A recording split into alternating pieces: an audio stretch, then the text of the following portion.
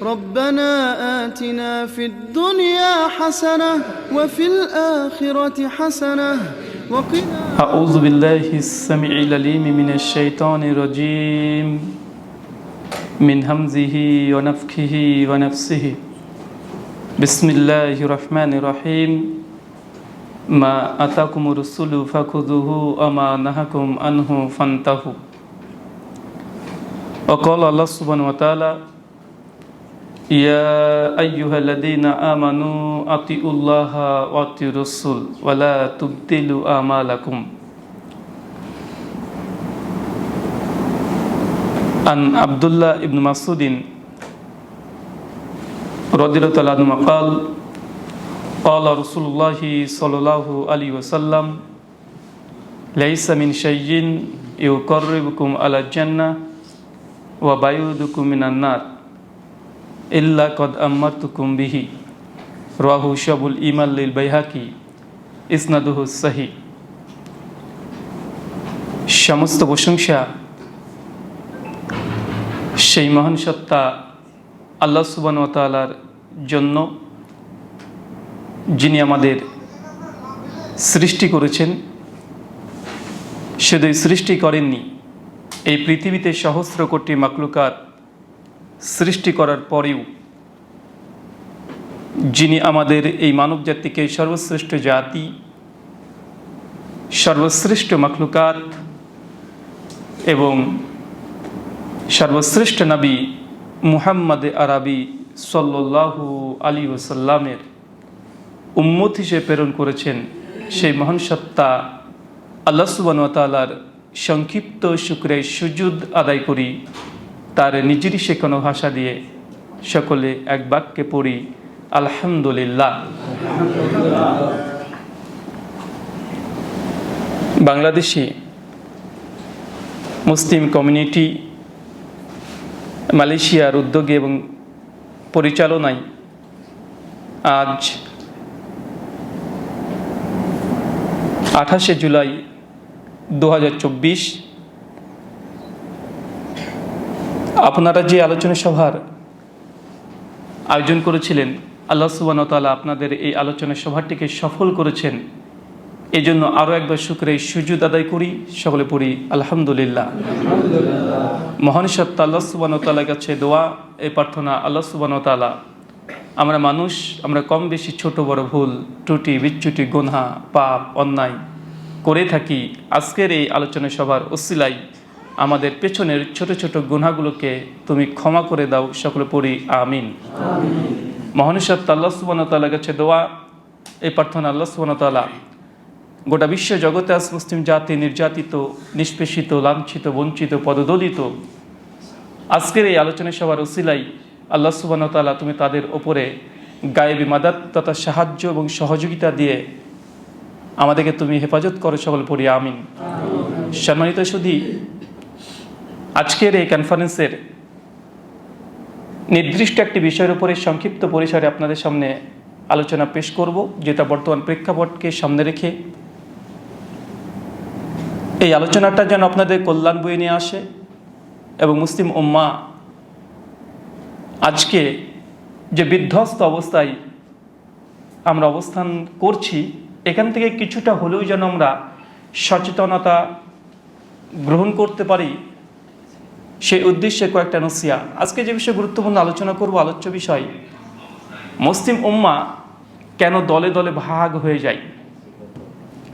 আলোচ্য বিষয় দুই দিক থেকে করা যায় আলোচনাটা, যে মুসলিম জাতির ঐক্য কিভাবে সম্ভব, কিন্তু আলোচনা আমি সেই দিক থেকে না এগিয়ে নিয়ে গিয়ে উল্টো দিক থেকে আলোচনা করব, যে আমরা মুসলিম জাতি কেন দলে দলে ভাগ হই, কেন আমরা এত দলে দলে ভাগ হচ্ছি, মতভেদ করছি, মতনৈক্য করছি, ইখতিলাফের মধ্যে প্রবেশ করছি কেন। মুসলিম তথা যত নবী রাসূল তারা এসেছিলেন, তারা তো মুসলিম উম্মাকে নয়, গোটা মানুষ সমাজকে একত্র করার জন্য এসেছিলেন। নবী রাসূলদের দায়িত্ব ছিল যে গোটা মুসলিম উম্মাহ নয়, গোটা বিশ্ব জগতে যত মানুষ আছে তাকে একটা জায়গাতে অবস্থান করানো। কিন্তু সেই মুসলিম উম্মাহ, সেই নবীকে আমরা মানি, প্রত্যেকেই মানি, কিন্তু আমরাই নিজেদের মধ্যে দল তৈরি করছি, মতভেদ হচ্ছে, মতনৈক্য হচ্ছে। হিংসা, বিদ্বেষ, মারামারি পর্যায়ে পর্যন্ত চলে যাচ্ছে। কিন্তু কারণ কি? সাধারণত আমাদের কিছু পদক্ষেপ সঠিক না নেওয়ার কারণেই অনেক সমস্যা আমরা সমাধান করতে পারি না। দেখবেন যখন কোনো মানুষ অসুস্থ হয়ে যায়, ডাক্তারের কাছে যাচ্ছে, ডাক্তারের কাছে যাওয়ার পরে ডাক্তার কি করেন? ডাক্তারের কাছে তো হাজার হাজার লাখ লাখ তাদের কাছে মেডিসিন, ঔষধপত্র সব কিছু আছে। ডাক্তার যদি চায় যে কোনো একটা ঔষধ নিয়ে আপনাকে দিয়ে দিলে কি আপনার রোগ ভালো হবে? না। আপনি কি ডাক্তারকে বলবেন যে আমার এই সমস্যা, তখন ডাক্তার সে চিন্তা করে যে এই রোগটা হওয়ার কারণ কি, কারণ খুঁজে বের করে যে কি কারণে এই ব্যক্তি এই অসুস্থতার মধ্যে এসেছে। আগে কারণ বের করতে হয়, রোগ হওয়ার কারণ কি। যখনই কারণ ঠিকভাবে বের করতে পারবে, তখন 1 টাকার দামের একটা ঔষধ দিয়েও সে মানুষটা ভালো হতে পারে। পারে না? পারে। তাই আমাদের সমাজে মুসলিম জাতি যে এখন অসুস্থ, কেন দল তৈরি হওয়া, মতভেদ হওয়া, মতনৈক্য হওয়া, এটা একটা অসুস্থতার লক্ষণ। তো এই অসুস্থতা কেন হচ্ছে আগে আমাদেরকে বের করতে হবে। কারণ আমাদের একটাই কোরআন। যত মুসলিম আছে, আপনি যে মাসলাকেরই বলেন না কেন, যে দলেরই বলেন না কেন, তারা কেউ বলে না যে আমাদের ভিন্ন একটা কোরআন আছে। সবার দাবি আমাদের একটাই কোরআন, আল কোরআনুল করিম। সবাই একমত, গোটা বিশ্বের মুসলিমরা। আমাদের একটাই কিবলা, অনেকগুলো কিবলা নয়, একটাই কিবলা। সবাই আমরা একই দিকে মুখ করে সালাত আদায় করছি। এতগুলো এক হওয়ার পরেও আমরা একজন আল্লাহ সুবহানাহু ওয়া তাআলারই ইবাদত করি। কেউ বলে না মুসলিমদের মধ্যে যে আল্লাহ 2 জন বা 3 জন, কেউ বলে না। আল্লাহ একজন। লাস্ট যে ফাইনাল গ্রন্থ আল কোরআন আল্লাহ সুবহানাহু ওয়া তাআলা দিয়েছেন, এটা আমাদের এক। দেখেন, আমাদের সব কিছুই এক, তারপরে এত মতভেদ কেন? মতভেদ হওয়ার কথা ছিল যারা অন্যান্য ধর্মের অনুসারী, তাদের মধ্যে তুমুল মতভেদ হওয়ার দরকার ছিল। কারণ তাদের স্রষ্টাকে নিয়েই সন্দেহের মধ্যে পতিত হয়েছে। যেমন খ্রিস্টানরা গোটা বিশ্বজগতের সবচেয়ে বেশি তারা বলছে গড 3 জন, father, son and holy ghost, পিতা, পুত্র, পবিত্র আত্মা। তো ভাগ তাদের মধ্যে হওয়ার দরকার ছিল যে কেউ একজন পিতাকে গড হিসাবে মেনে নিয়েছে, কেউ পুত্রকে, কেউ পবিত্র আত্মাকে। তাদের মধ্যে মতভেদ যদি হতো, এটা স্বাভাবিক মানা যেত। হিন্দু সনাতনীদের মধ্যে 33 কোটি দেবদেবতা, এক একজন উপাসনা করছে। মতভেদ তাদের মধ্যে যদি হয়, এটা ঠিক মেনে নেওয়া যায়। কিন্তু আমরা তো মুসলিম, আমরা এক আল্লাহকে বিশ্বাস করি, একটাই আসমানি গ্রন্থ লাস্ট, সেটাকে আমরা বিশ্বাস করছি। একজন নবীকেই সর্বশেষ নবী এবং রাসূল হিসেবে গ্রহণ করছি। তারপরেও এত মতভেদ কেন? অনেকগুলো কারণ আছে, 4-5টা কারণ পয়েন্ট আপনাদের সামনে শুধু তুলে ধরবো। আলোচনা খুব দীর্ঘ লম্বা করব না, যেন এই আলোচনা যত অল্প হবে আপনাদের মধ্যে ততই আলোচনা থেকে যাবে। বর্তমান সায়েন্স বলছে, যারা সাইকোলজি নিয়ে পড়াশোনা করছে, আপনারা ভালোভাবে জানেন যে একজন শিক্ষকের সঙ্গে একজন ছাত্রের কানেকশান থাকে মাত্র 35 থেকে 45 মিনিটস পর্যন্ত। মানে 35 থেকে 45 মিনিট পর্যন্ত একজন শিক্ষক কি বলছে ছাত্র কনসেন্ট্রেট এটাকে ধরে রাখতে পারে। এর অতিরিক্ত যদি হয়ে যায়, সে নিতে পারে না। মানে 45 মিনিটের বেশি আর নিতে পারবে না। অটোমেটিক হয়তো শরীর আপনার এখানে বসে থাকবে, মন অন্য জায়গায় ছোটাছুটি করবে, বা কি বলছে আমি এটা আপনি বুঝতে পারছেন, অটোমেটিক ডিলিট হতে থাকবে। ডাটা একদিক থেকে প্রবেশ করবে আর একদিক থেকে বেরিয়ে যেতে থাকবে। তা আলোচনা লম্বা করব না। মুসলিম উম্মার অনেকর কারণ কি? প্রথম যে কারণ, বোধের বিপন্নতা। বোধের বিপন্নতা সরল বাংলা ভাষায় যদি বলা হয় যে আমার বুঝ, আপনার বুঝের কোনো মূল্য নেই। আমি যা বুঝেছি এটাই ফাইনাল, আমি যতটুকু জানি এটাই শেষ। আমার পরেও যে আপনি একটা বুঝেছেন, সেই বুঝটাও যে সঠিক হতে পারে, আমার বুঝটা যে ভুল হতে পারে, আমরা এটাতে বিশ্বাসী নয়। আমরা বিশ্বাসী ওইটাতে যে আমি যেটা বুঝে নিয়েছি এটাই ফাইনাল, এটাই ঠিক। আর পৃথিবীর কোনো মানুষ কে কি বলল এটা আমাদের দেখা দরকার নেই। কয়েকটা যদি উদাহরণ দিই, আপনার বোঝার জন্য সুবিধা হবে। দেখেন, মুসলিম উম্মা দলে দলে ভাগ হচ্ছে কেন? বাঙালিদের প্রেক্ষাপট বললে দেখা যায় যে খুব বেশি মতভেদের কারণে আমরা ভাগ হই না। এই 2-4টে ছোটো ছোটো বিষয়, যেমন নবীজি নূরের তৈরি না মাটির তৈরি, এটা তুমুল বিতর্ক। এটা নিয়ে বাংলাতে বেশিরভাগ সবচেয়ে বেশি মানুষ দলে দলে ভাগ হয়ে যায়।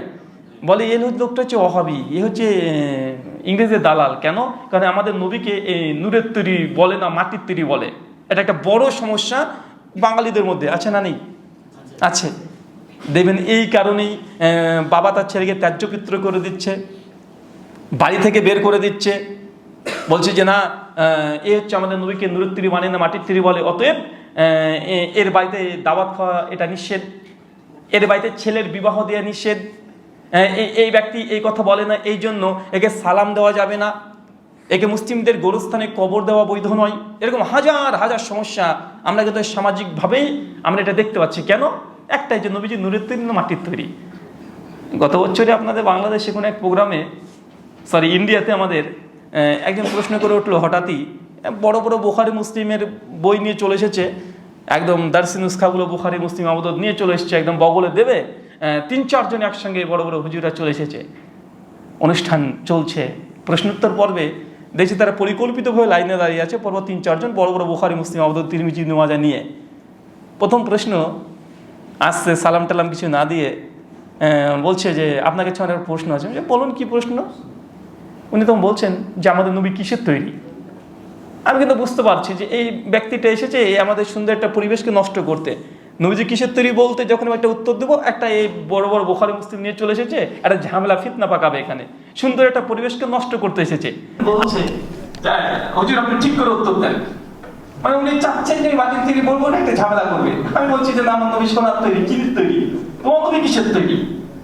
তো আসলে বল বিষয় এটা নয়, মূল বিষয় হচ্ছে এটা যে নবী রাসূল কিসের তৈরি এটা বড় বিষয় নয়, বরং নবী রাসূল কেন এই পৃথিবীতে এসেছে এটা আমাদের জানার দরকার।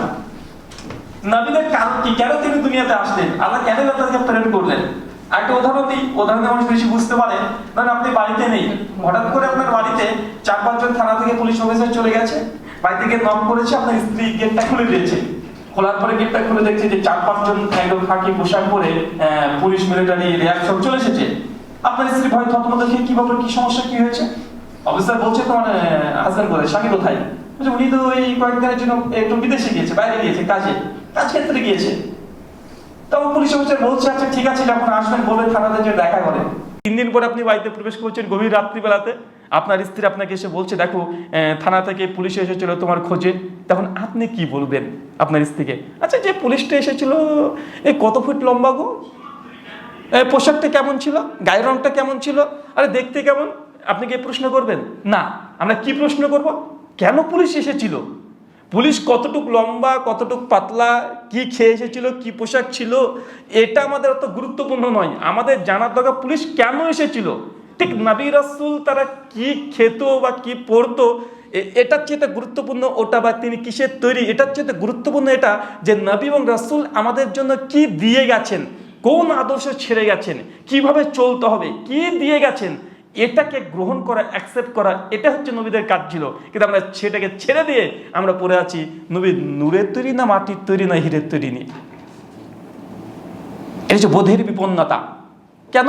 ওই যে যারা আল্লাহ নবীকে নূরের তৈরি মানে তাদের মোটে উদ্দেশ্য খারাপ নয়, তাদের ভালোবাসা নবীর প্রতি আমি দেখেছি যে আমাদের তুলনায় তাদের ভালোবাসা বিশেষ করে নবী রাসূলের প্রতি, আমাদের নবী আলাইহিস সালামের প্রতি অনেক বেশি। খারাপের জন্য করে না, কিন্তু ভালোর জন্যই করে। আমার প্রতি যে শত্রুতা করছে বা আপনার প্রতি শত্রুতা করছে, তিনি রেগে যাচ্ছেন যখন আমি বলি নবী মাটির তৈরি, রেগে যাচ্ছেন, এটা কিন্তু আমার ব্যক্তিগত কোনো কারণে রাখছেন না, ভালোবাসার জায়গা থেকে রাখছেন। কারণ আমার নবীকে আমি ভালোবাসি, এই জন্য সে রেগে যাচ্ছে আমার এই কথাতে। এবং তারা যথেষ্ট পরিমাণে কাছে প্রমাণ আছে, তারা বলছে দেখো নবীর তৈরি, নবী নূরের তৈরি, এই জন্য কোরআন মাজিদে আয়াত আছে, অত তুমি যদি না মানো তো তুমি তো কাফের হয়ে যাবে। কাফের ফতোয়া দিয়ে দিচ্ছে আমাদেরকে। কোরআন মাজিদ খুললে দেখা যায় সূরা মাইদার 15 নম্বর আয়াত, আল্লাহ বলছেন কদ জাআকুম মিনাল্লাহি নূর ওয়া কিতাবুন মুবিন, আমি তোমাদের কাছে একটা কিতাব পাঠিয়েছি এবং একটা নূর পাঠিয়েছি।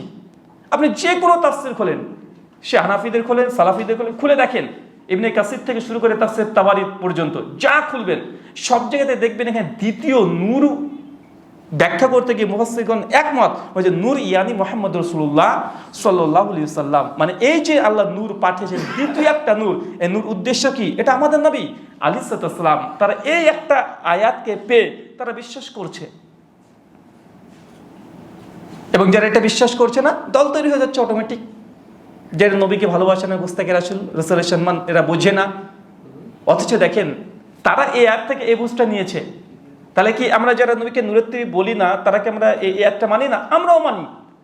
হ্যাঁ, আমরা কি ওই তাফসীর ওই ব্যাখ্যাটা মানি না? জি, ওই ব্যাখ্যাটাই মানি। ওনারা যেটা মানছে সেটাই মানি, কিন্তু মানার মধ্যে একটু শব্দের পরিবর্তন ঘটে গেছে। মুফাসসিরগণ একমত, নবীজিকে বলছে যে নবীজি একজন নূর ছিলেন। আমরা এতটুকু বিশ্বাসী যে না, আমাদের নবী তিনি নূর, কিন্তু তার এক ধাপ এগিয়ে এখানে নূরের তৈরি শব্দটি ব্যবহার করে ফেলেছে।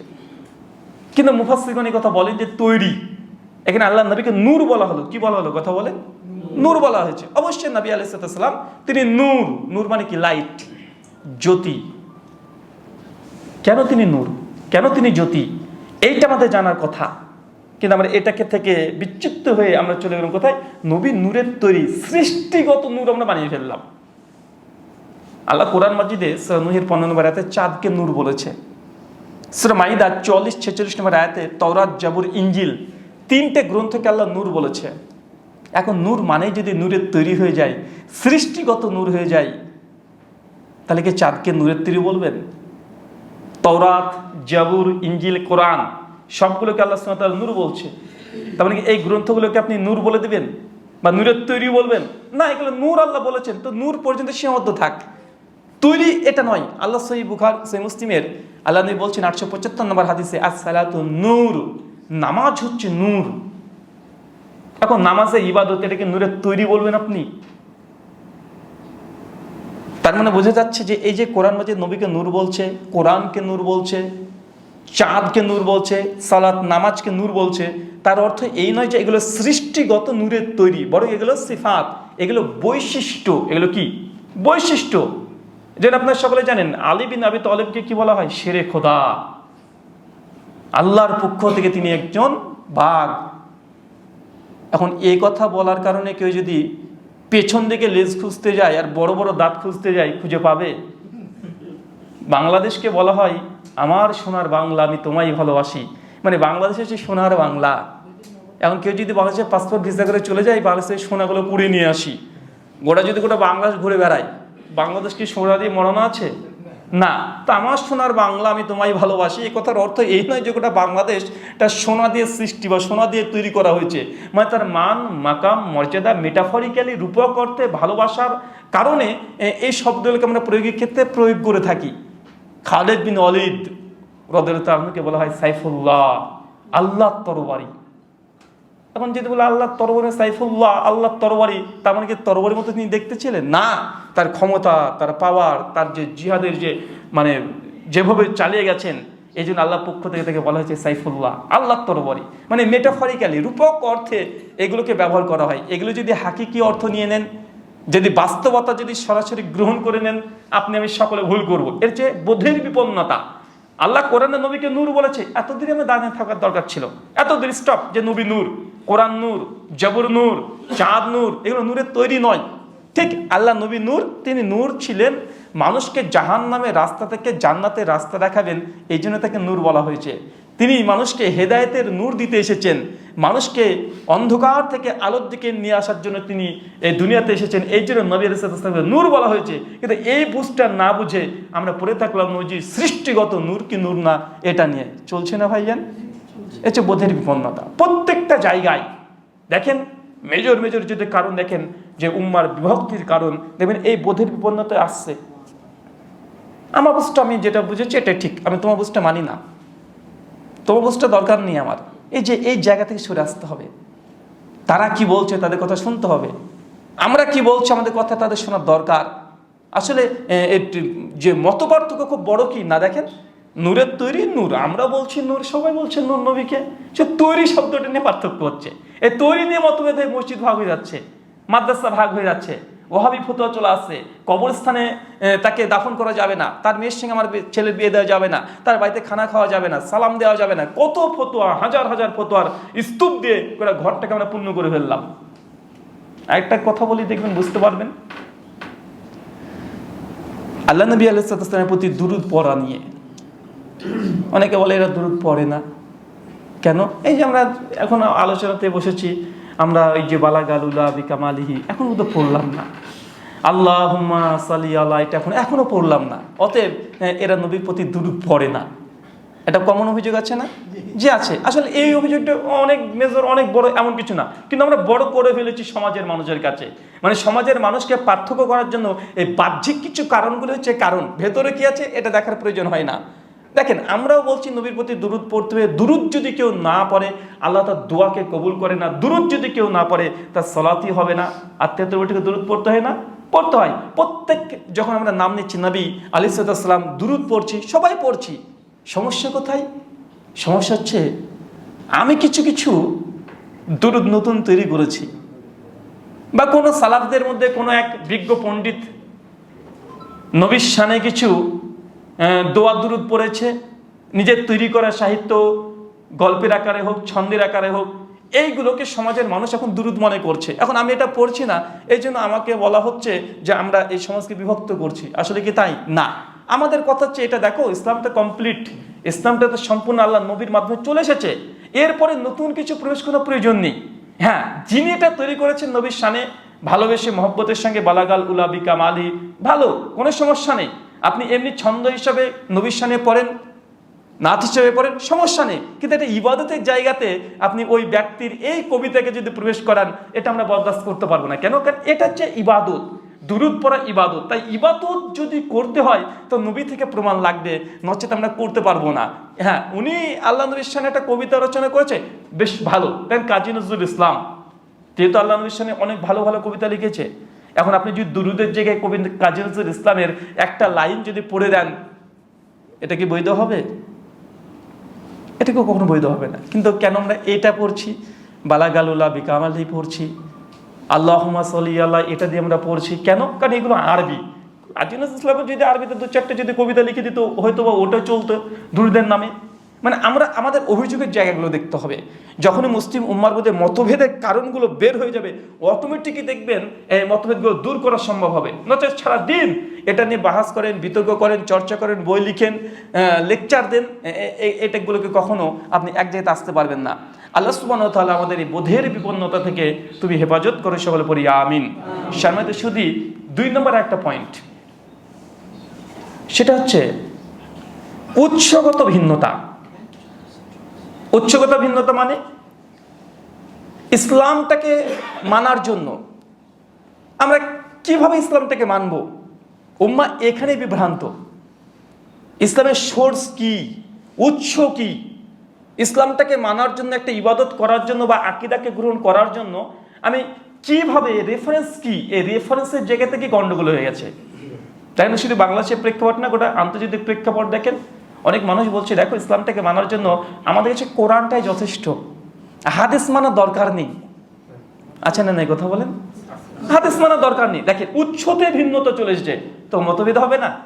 আপনি বলছেন কোরআন হাদিস এটা হচ্ছে দলিল, ইসলামকে মানতে বাধ্য কোরআন এবং হাদিস, কিন্তু একজন কেউ যদি ফট করে উঠে বলে যে না, আমরা হাদিস মানার দরকার নেই, হাদিস হচ্ছে ইমাম বুখারীর ষড়যন্ত্র, ইহুদিদের ষড়যন্ত্র, এই হাদিস মানলে মানুষ বিভ্রান্ত হবে। ভাই এই যে উৎস, মানে একজন কোরআন মানছে, একজন বলছে না কোরআন হাদিস, এই দুটো হচ্ছে উৎস। এখন বলেন তো মতভেদ হবে কি হবে না? হবে। আরেকজনকে বলছে ভাই ইসলাম, আপনি যে এই আমলটা করলেন, যে বাবা মারা গেল 40-এ খানা দিলেন, ভাই কেন করলেন? এটা কি কোরআন হাদিসে আছে? বলছে জি আমি জানি এটা কোরআন হাদিসে নেই। ভাই আপনি জানেন যে বাবা মারা গেলে 40-এ খানা করতে নেই, এটা আপনি জানেন? জি আমি জানি। তো ভাই কেন করলেন? অবাক হয়ে জিজ্ঞেস কেন করলেন? বলছে ভাই দেখেন ভালো কাজ আমরা করছি। তো ভাই আপনি তো জানেন যেটা কোরআন হাদিসে নেই, নবীরা করেনি, সাহাবারা তো করেনি, এটাকে তো বিদাত বলা হয়। বলছে জি আমি জানি এটাকে বিদাত বলা হয়। উনি কিন্তু জানেন, উনি স্বীকারও করেন, জানি এটাকে বিদাত বলা হয়। ভাই আপনি এটাও জানেন যে এটা বিদাত? জি আমি জানি। তো কেন করছেন? ভাই আপনি এটা জানেন না সব বিদাত খারাপ নয়। বিদাতের মধ্যে দুটো ভাগ আছে, একটা বিদাতে হাসানা আর একটা বিদাতে সাইয়্যা। একটা ভালো বিদাত, একটা খারাপ বিদাত। তো আমি যে খানাটা দিলাম এটা খারাপ বিদাত নয়, এটা ভালো বিদাত। সমাজ আছে না নাই কথা বলেন? আছে। উৎসগত ভিন্নতা, যারা এই আমলগুলো করছে তারা পাপের কাজ মনে করে করছে না, নেকির কাজ মনে করে করছে। এবং তাদেরকে যখন তথ্য বা দলিল প্রমাণ চাচ্ছেন আপনি, তখন তারাও কিন্তু দলিল তথ্য প্রমাণ দিয়ে দিচ্ছে যে না হ্যাঁ আমি জানি এটা কোরআনেও নেই, হাদিসেও নেই, সাহাবীরাও নেই, তবে তো কিয়াসে আছে, ইজমাতে আছে, এটা ইজমা থেকে এসেছে, এটা কিয়াস থেকে এসেছে। এই যে একটা অতিরিক্ত তথ্য, অতিরিক্ত দলিল, অতিরিক্ত একটা রেফারেন্স, একটা উৎস আমাদের কাছে চলে আসছে। এখন বলেন মতভেদ হবে না? আমি বললাম যে কোরআন হাদিস এটা আমাদের দলিল, এখান থেকে আমরা যা পাবো সেগুলোকে গ্রহণ করব, অন্যথায় আমরা কোনো কিছু ইবাদত হিসাবে গ্রহণ করতে পারি না। কিন্তু একজন ব্যক্তি ইবাদত করছে, বলছে যে আমি জানি কোরআন হাদিসে নেই, কিন্তু ইজমাতে যে হয়েছে, এটা যে কিয়াস শরীফে আছে, হাদিস শরীফে না থাকলে কি হবে, এটা কিয়াস শরীফে আছে। এখন উৎসগত ভিন্নতা, তার মানে বোঝা গেল মতভেদ হওয়ার দ্বিতীয় কারণ কি না, কিয়াস শরীফ শুধু নয়, উৎস, মানে সংক্ষিপ্ত ধর্ম, উৎস অনেক হতে পারে। এই উৎসের থেকে তো অনেক কিছু, আমার পীর সাহেব বলেছে তাই করি বাবা, আমি কোরআন হাদিস তো বুঝি না, এটা একটা উৎসগত ভিন্নতা। কারণ তথ্য রেফারেন্স কি, আমি আমল করি, আমার পীর সাহেব বলেছে, আমার হুজুর শরীফে বলেছে, হাদিস শরীফ বাদ রাখো, হুজুর শরীফ যা বলছে সেটাই ঠিক। এরকম আছে না ভাই? আমাদের বাঙালিদের মধ্যে তো এগুলোই বেশি রেফারেন্স, কোরআন হচ্ছে কি বলছে দেখার দরকার নাই। এখন ফেসবুক শরীফ থেকে এসেও একটা জিনিস দেখে এসে আমল করতে শুরু করে দিচ্ছে।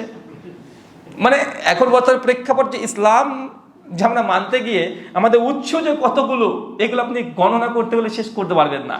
তাই এই উৎসগত ভিন্নতাকে যদি পরিবর্তন করতে না পারে, মুসলিম উম্মাহ যদি ইসলাম মানার জন্য একটা উৎসকে যদি সবাই একমত না হতে পারে, যতই আপনি বলেন না কেন আমরা দলে দলে ভাগ হব না, অটোমেটিক দলে দলে ভাগ হয়ে যাবে। আল্লাহ নবী আলাইহিস সালাম মৃত্যুর ৮৩ দিন পূর্বে বিদায় হজ্জের ভাষণ দিয়েছিলেন। মুওয়াত্তা মালিক হাদিস নাম্বার 1664, মিশকাত হাদিস নাম্বার 186, আল হাদিসুল হুজ্জাতুল ফি নাস হাদিস নাম্বার 6, মুস্তাদরাক আল হাকিম হাদিসটা আছে সহিহ সনদে। আল্লাহ ৮৩ দিন পূর্বে তিনি ভাষণ দিলেন উম্মার সামনে যে তারাকতু ফিকুম আমরাইন, শোনো আমি তোমাদের মধ্যে দুটো জিনিসকে ছেড়ে গেলাম। আমরাইন দ্বিবচন, দুটো জিনিসকে ছেড়ে গেলাম। এই দুটো জিনিসকে তুমি যদি আঁকড়ে ধরো, একদম আঁকড়ে যদি ধরো, কখনো পথভ্রষ্ট হবে না, কখনো দলে দলে ভাগ হবে না উম্মাত। কটা জিনিস, যে দুটো জিনিসকে আঁকড়ে ধরে এই উম্মা, কখনো ভাগ হবে না, দলে দলে মতনৈক্য, মতভেদ, ইখতিলাফ এগুলো হবে না। কে কথা বলেছে এই কথা? নবী বলেছেন বিদায় হজ্জের ভাষণে যে দুটোকে আঁকড়ে ধরো, তাহলে এই মতভেদ থেকে তুমি ঊর্ধ্বে থাকতে পারবে। এক কিতাব আল্লাহ, আল্লাহর কিতাব, দুই সুন্নাতে রাসূলুল্লাহ, আর আমি নবী আলাইহিস সালামের সুন্নাত। তো আমাদের নবী শিক্ষা দিলেন যে উম্মা মতভেদ থেকে যদি বাঁচতে চাই, আমাদের দুটো উৎসতে ফিরে যেতে হবে, একটা হচ্ছে কোরআনুল কারীম, একটা হাদিসে মুবারাকা। এই দুটোতে যদি ফিরে যাই, মতভেদ মতনৈক্য থেকে আমরা দূরে থাকতে পারবো। দেখেন আরেকটা উৎস দেখেন, তার মানে বোঝে উৎস কি, যদি মতভেদ থেকে যদি দূরে থাকতে চাই উম্মা, কি করতে হবে আমাদেরকে? ফিরে যেতে হবে কোরআন এবং সুন্নাহর দিকে। নচেত যদি আঁকা বাঁকা পথ দিয়ে যান, মতভেদ আপনি মধ্যে পতিত হবেন, এটাই ঠিক। একটা হাদিস শুনেন, একটা যুক্তি শোনেন, বাস্তবতা শোনেন। কয়েক বছর পূর্বে আমাদের কলকাতাতে বড় বড় 5 স্টার হোটেল, পেপারে হেডলাইন, নিউজ লাইনে হেডলাইন চলে আসছে যে বড় বড় 5 স্টার 3 স্টার হোটেলে শিয়ালের মাংস খাইয়ে দিয়েছে। মানে শিয়ালকে জবাই করে হোটেলগুলোতে চালিয়ে দিয়েছে, খাসি বলে, মরা খাসি যেগুলো মরে গেছে, ওইগুলোকে জবাই করে বড় বড় 5 স্টার 3 স্টার হোটেলে খাসি মাংস বিক্রয় করছে।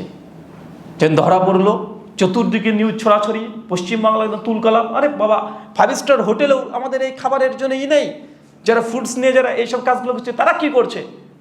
মানুষ ডিবেট চলছে, টিভি চ্যানেলগুলোতে ডিবেট চলছে যে আমরা এখান থেকে কীভাবে কাকে বিশ্বাস করব। 5 স্টার হোটেলও বিশ্বাসযোগ্য নয়, তো কে বলছে যে আমরা আর 5 স্টার হোটেলে কখনো যাবো না। কেউ বলছে যে দেখেন এই মাংস খাওয়াকে বর্জন করেন, মাংস খাওয়া যাবে না, আপনার মাংসকে বয়কট করে দেন, যে কোনো হোটেলে গিয়ে মাংস খাবেন না, বয়কট করে দেন। এক একজনে এক এক রকম মন্তব্য। কেন? কারণ এই যে মরা খাসি খাওয়িয়ে দিয়েছে, শিয়ালের মাংস খাইয়ে দিয়েছে। বাংলাদেশে শুনেছিলাম কয়েক বছর আগেই, বাংলাদেশে অনেকগুলো বড় বড় রেস্টুরেন্টে নাকি এই কাজগুলো করেছে, সোশ্যাল মিডিয়াতে ব্যাপক সমালোচনা হচ্ছিল গত বছরই সম্ভবত। তো আমি যেটা দেখলাম যে আসলে বলেন তো, এই মাংসকে বয়কট করে কি আপনি থাকতে পারবেন? না হোটেলকে বয়কট করে আপনি থাকতে পারবো না। তাই সমাধান কি? সমাধান এটাই, উৎসের দিকে ফিরে যেতে হবে আপনাকে। আমি বলছি যে আমি কখনো ভুল করে আমাকে কেউ শিয়ালের মাংস দিয়ে খাসি মাংস বলে চালিয়ে দিতে পারবে না, কখনো আমাকে মরা খাসিকে তাজা খাসি বলে চালাতে পারবে না। কেন?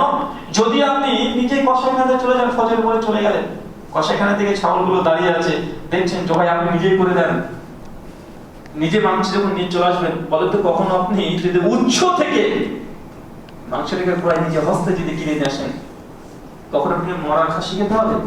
জি না। কখনো খাওয়াটা সম্ভব নেই। কেন? কারণ আপনি উৎস পর্যন্ত গিয়েছেন, না আমি কষাই খানাতে যাবো, একটা ঘন্টা অতিরিক্ত সময় ব্যয় করবো, দরকার আমি ফজরের পরে চলে যাবো, গিয়ে আপনি যে দেখবো, কখনো আপনি একটু খাওয়াতে পারবে না। মরা খাসিও তাজা খাসি বলে চালিয়ে দিতে পারবে না। তাই আপনি দুনিয়া গিয়ে বিষয়টা খুব ভালোভাবে বুঝতে পারছেন যে যে কোনো জিনিস যদি ভালো খাঁটি নিতে হয়, আমার উৎসে ফিরে যেতে হবে, তবে আপনি খাঁটি বিশুদ্ধ জিনিসটাই পাবেন। গঙ্গা বলছেন, গঙ্গা কি? গঙ্গা হচ্ছে হিন্দুদের দেবী মা, মানে গঙ্গা যে নদী দেখছে এটা হচ্ছে মা বলে তারা। কেন? তারা ধর্মীয় একটা কনসেপ্ট তারা বিশ্বাস করে ভালো। আমরা ইতিহাসে আমরা পড়েছি আমাদের গঙ্গা হচ্ছে পবিত্র ঘাটি, গঙ্গা হচ্ছে আমাদের মা। তো একটা গঙ্গাকে দেখার আকাঙ্ক্ষা ছোটকাল থেকে, যে গঙ্গা নদী এটা মা, পবিত্র ঘাটি, বিশুদ্ধ। হেঁটে নিচে যাচ্ছি যে না নিচে গিয়ে ভালোভাবে দেখবো, তো নিচে যখন চলে যায় দেখি যে আরো দুর্গন্ধ, দাঁড়িয়ে থাকা যাচ্ছে না, কালো কুচকুচো পানি একদম। আমি অবাক হলাম, আমি ইতিহাসের বই পড়লাম গঙ্গা হচ্ছে পবিত্র খাঁটি বিশুদ্ধ, কি অবস্থা গঙ্গার, এত দুর্গন্ধ, দাঁড়িয়ে থাকা যায় না, মোড়া পচা দুর্গন্ধ, লাশ ভেসে চলে যাচ্ছে, যত বজ্র পদার্থ নোংরা সব ভেসে চলে যাচ্ছে। আমি সঙ্গে সঙ্গে বুঝতে পারলাম যে আসলে এই গঙ্গার পানি যদি ব্রিজের ওপর থেকে যদি আমি দেখি, বা ব্রিজের নিচে যদি গঙ্গার পানি যদি আমি চেক করি, তাহলে গঙ্গার পানি কখনো বিশুদ্ধ আমি দেখতে পাবো না। কেন? গঙ্গার পানি বিশুদ্ধ কি বিশুদ্ধ না এটা যদি জানতে হয়, তো এই ব্রিজের নিচের পানি দেখে আমাকে হবে না, আমাকে ফিরে যেতে মূল উৎসতে, হিমত যেই গঙ্গা যেখান থেকে নিঃসরণ হচ্ছে সেই পানি যদি আমি তুলে দেখি, তবে বুঝতে পারবো গঙ্গার জল পবিত্র না অপবিত্র, বিশুদ্ধ না অশুদ্ধ। কারণ এই গঙ্গার পানি এত দূর আসতে কত নদী নালা, কত দোকান পাট, বাড়ি ঘর, আঁকা বাঁকা রাস্তাকে ক্রস করে করে এই শেষ মধ্যে এই গঙ্গার পানি দেখলে এই গঙ্গার পানির পানি থাকে না, এটা বিশুদ্ধতা হারিয়ে যায়। একটা ভয়ঙ্কর নিউজ এসেছিল 2018-তে, যা সোশ্যাল মিডিয়াতে আছেন তারা জানেন। কানাডায় কিছু বড় বড় নিউজ পেপারে হেডলাইন হয়েছিল 2018-তে, জমজমের পানিতে আর্সেনিক পাওয়া গিয়েছে। খবরটা শুনেছিলেন না? বড় বড় নিউজ। বাংলাদেশেরও দেখলাম যে নাস্তিক যারা আছে, নাস্তিক প্ল্যাটফর্ম যারা চালায়, তারা একদম প্রচার করছে, দেখো মুসলিমদের জমজমের পানি সৌদি আরব থেকে নিয়ে এসে এটাকে পবিত্র, খেলে নাকি রোগ ভালো হয়, মনের আশা পূরণ হয়। এই জমজমের পানির মধ্যে আর্সেনিক পাওয়া গেছে। নাস্তিকরা বেজায় খুশি, চতুর্দিকে নিউজ, অবাক, জমজমের পানিতে আর্সেনিক হতে পারে? অসম্ভব, সম্ভবই নয়। কিন্তু এটা যখন আন্তর্জাতিক লেভেলের রিপোর্ট হয়ে গেল, তুমুল সমালোচনা সব জায়গা থেকে আসছে। সঙ্গে সঙ্গে সৌদি আরব থেকে তাদের কাছে কল করা হয়, যে গবেষণাগার থেকে এই গবেষণার রিপোর্ট পেশ করেছে, যে আপনারা বলছেন আমাদের জমজমের পানিতে আপনারা আর্সেনিক পেয়েছেন, রিপোর্ট পেশ করেন, তো রিপোর্ট পাঠান। সঙ্গে সঙ্গে তারা ফ্যাক্স করে তার রিপোর্ট পাঠিয়েছে। সৌদি আরবের যারা গবেষণাগার আছে, যারা জমজমের দায়িত্বশীল, তারা দেখে অবাক, আসলে তো তাই, জমজমের পানিতে আর্সেনিক দেখতে পাচ্ছে, তারা অবাক, এটা তারা চিন্তায় পড়ে গেলেন। তারা চেক করছে, চেক করে দেখছে যে না, কই আমাদের এখানে তো আমরা কোনো আর্সেনিক পাচ্ছি না, কোনো আর্সেনিক নেই। পরবর্তী সময়তে যারা জমজমের দায়িত্বশীল যেসব ব্যক্তিরা ছিল, তাদের মধ্যে একজনের হঠাৎ করে কি একটা প্রশ্ন মনে চলে এসেছে, এসে তখন বলছে যে স্যার একটু জিজ্ঞাসা করতে বলেন তো, এরা যে জমজমের পানিটা যে কানাডায় যে তারা গবেষণা করেছে, তো এই জমজমের পানি কোথা থেকে পেয়েছে তারা, কোথাকার পানি? খোঁজ নাগাদ সঙ্গে ফোন করেছে যে আপনার যে জমজমের স্যাম্পলটা কোথা থেকে পেয়েছেন, কোথায় পেলেন, যেটা আপনার টেস্ট করেছেন? ওই যে আমাদের ক্যানাডিয়ান এক জুমা মসজিদ নিচে একজন বিক্রি করছিল দোকানে, ফুটপাতে, বোতলের মধ্যে পড়াচ্ছিল। আমরা একটা বোতল কিনে নিয়ে এসে ওটাকে গবেষণা করে দেখছি আপনার জমজমের পানিতে আর্সেনিক আছে। তো সঙ্গে সঙ্গে বুঝতে আর বাকি রইল না যে কানাডার ফুটপাতে কোনো এক জুমার মসজিদের সামনে এই বোতলের মধ্যে জমজমের পানি বিক্রয় হচ্ছে, আর ওই পানিকে তারা স্যাম্পল হিসেবে ব্যবহার করে এখন বলছে যে জমজমের পানিতে আর্সেনিক আছে। তো তখন সঙ্গে সঙ্গে বলছে যে আমরা দ্রুত আপনার কাছে একটা জমজমের আমরা স্যাম্পল পাঠাচ্ছি, আপনারা এটাকে গবেষণা করার পরে রিপোর্ট পেশ করেন। সেই যে 2018-তে সৌদি আরব সরকারের পক্ষ থেকে, জমজমের দায়িত্বশীলদের পক্ষ থেকে এই জমজমের পানি পাঠানো হচ্ছে কানাডায়, তাদের কাছে আজ পর্যন্ত তারা কোনো রিপোর্টই পেশ করেনি। কেন বলেন তো ভাই? কারণ এই কানাডায় যে জমজমের স্যাম্পলটা পেয়েছে কত বছর আগেকার, আর বোতলের মধ্যে আছে। জমজম পানিতে কোনো আর্সেনিক নেই, কিন্তু বোতলে থাকার কারণে হতে পারে না? হতে পারে। যে দোকানদারি মিক্স করে দিয়ে সেখানকার পানি তুলে, বা এরকম হয় না? হতে পারে, হাজার কারণ হতে পারে। কেন? তার জন্য আপনাকে বলেছি উৎসগত যদি ভিন্নতা হয়, আপনাকে ওই জমজমের পানির পরিবর্তে আপনাকে আর্সেনিক খেতে হতে পারে, আর গঙ্গার পানির পরিবর্তে বিশুদ্ধতার জায়গায় আপনাকে কালো কুচকুচে দুর্গন্ধযুক্ত পানি আপনাকে খেতে হতে পারে। কেন? কারণ আপনি উৎসতে ফিরে যেতে পারেননি। তাই যে কোনো সমস্যার সমাধানের জন্য উৎসকে দেখার চেষ্টা করেন। আল্লাহ নবী এই জন্য বলেছেন যে তোমরা দুটো জিনিসকে আঁকড়ে ধরো, কখনো পথভ্রষ্ট গোমরা হবে না, উম্মাহ দলে দলে ভাগ কখনোই হবে না, উৎসগত ভিন্নতা কেন ঘটে যায়। এই ছোট্ট একটা উপমা, উদাহরণ, এই হাদিসকে সামনে রেখে যদি আপনারা বুঝতে পারেন আমাদের উম্মতের মধ্যে আর কোনো দল মতভেদ হওয়াটা হবে না, অস্বাভাবিক কিছু নেই, হবে, কিন্তু অনেকটাই কমে যাবে। শত্রুতা থাকবে না, অন্তত শত্রুতা থাকবে না যে না তুমি একটা বুঝ বুঝেছো, তোমার বুঝটাকে আমি সম্মান করি, ভালোবাসি, তবে হ্যাঁ ভাই আমার কাছে এই বুঝটা এই হাদিসের আলোকে, কোরআনের অমুক আয়াতের আলোকে, তাফসীরের আলোকে এই বুঝটা আমার কাছে অধিকতর সহি মনে হয়েছে, সঠিক মনে হয়েছে, বা আমি এটা পালন করছি, তুমি করছো ওটা, আচ্ছা ঠিক আছে, সমস্যা নেই, তোমার পক্ষেও দলিল আছে, তবে আমার কাছে মনে হচ্ছে আমার দলিলটা বেশি জোরদার হতে পারে। কয়েকটা মাসালায় খুব বেশি মতভেদ হতে পারে না। এটা উৎসগত ভিন্নতা, উৎসে ফিরে যেতে হবে। আল্লাহ নবী বলছেন, সুনান তিরমিজি হাদিস না 2676, সুনান আবু দাউদ হাদিস না 4597, মিশকাত হাদিস না 71, বিভিন্ন জায়গাতে হাদিস আসছে। আল্লাহ নবী বলছেন যে আমার মৃত্যুর পরে যখন দুনিয়া থেকে চলে যাব, ইখতিলাফুন কাসীরা, অনেক বড় বড় মতভেদ হবে, ছোট ছোট নয়। ইখতিলাফুন কাসীরা, অনেক বড় বড় উম্মাত আমার মতভেদ করবে। নবী দুনিয়া থেকে চলে যাওয়ার পরেই এই যে একটা হাদিস, তার মানে বোঝা গেল মুসলিম উম্মাহ দলে দলে ভাগ হবেই। যতই চেষ্টা করি আমি আপনি এই ভাগ থেকে আমরা রক্ষা করতে পারবো না, হবে। যদি মনে করেন না ভাগ হবে না, তাহলে হাদিসকে মিথ্যা বলতে হবে, নবীর ভবিষ্যৎবাণী প্রফেসিকে মিথ্যা বলতে হবে। নবীর প্রফেসি ভবিষ্যৎবাণী কি মিথ্যা হতে পারে? না। আল্লাহ নবী বলছেন যে ইখতিলাফুন কাসীরা, আমার উম্মতের মধ্যে বড় বড় মতভেদ হবে, ফালাইকুম বিসুন্নতি, জি হ্যাঁ শুধু মতভেদ হবে এখানে ক্ষান্ত নেই নবী, ফালাইকুম বিসুন্নতি, যখনই মতভেদ তুমি দেখবে তখন আমার সুন্নাতকে তোমরা আঁকড়ে ধরো, দাড়ির একদম দাঁতের মাড়ি দিয়ে একদম কঠিনভাবে শক্তভাবে একদম আঁকড়ে ধরো, ফালাইকুম বিসুন্নতি, আমার সুন্নাতকে আঁকড়ে ধরো, ও সুন্নতে খোলাফায়ে রাশিদিন ও মাহাদিন, এবং আমার খলিফা যারা থাকবে তাদের সুন্নাতকে আঁকড়ে ধরো, একদম আঁকড়ে ধরতে হবে। মানে নবী মতভেদ হবে কোথাও বলছে, কিভাবে সমাধান হবে নবী আমার এটাও বলছে, কিন্তু আমরা মতভেদটা নিয়েছি, সমাধানটা নিতে আমরা নারাজ। যখনই বলছি যে ভাই এটা কেন করছেন, কোরআন হাদিসে নেই, ওই যে আমার হুজুর শরীফে আছে, কিয়াস শরীফে আছে, অমুক ব্যক্তি বলেছে, আমরা এগুলোর পেছনে ছুটছি। ভাই এইভাবে কখনো মতভেদের সমাধান আসবে না। তাই উৎসকে ঠিক করতে হবে, 2 নম্বর পয়েন্ট। 3, এটা হচ্ছে ইসলাম বোঝার দিক থেকে দুটো অসুলের কারণে আমরা মতভেদ হয়ে যাচ্ছি। সাধারণ আমজনতা, আপনাদের কিছু মাইন্ডসেট আছে ইসলামটাকে মানার জন্য, এবং আপনারা দায়ী এখানে। এই দায়ী বলতে দাওয়াত প্রদানকারী না, মানে আপনারা অপরাধী। দায়ী বলতে তো দুটো জিনিস বোঝাই, আমরা তো বাঙালি, সব ভাষা মিক্সড হয়ে গেছে, দায়ী বললাম, বুঝে দায়ী বললো ভালোই বললো মনে হয়, মানে ইসলামের দাওয়াত দিচ্ছি।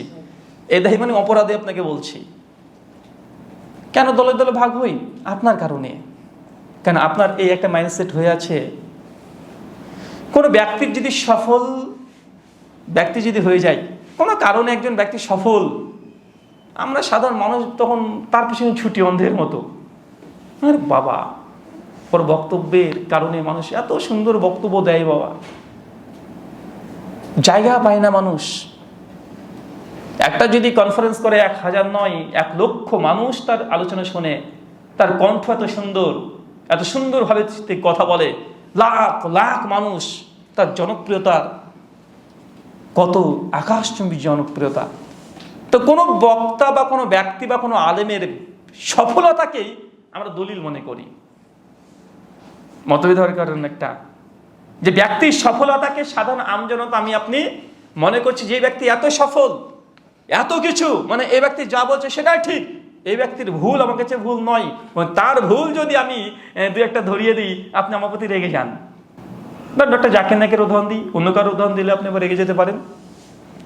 ডক্টর জাকির নায়েক ধরেন, তিনি কোরআন হাদিস দিয়ে খুব ভালোভাবে কথা বলে, তার আলোচনাতে লাখ লাখ মানুষ ইসলাম গ্রহণ করেছে, ভালো, সবকিছু ঠিক আছে।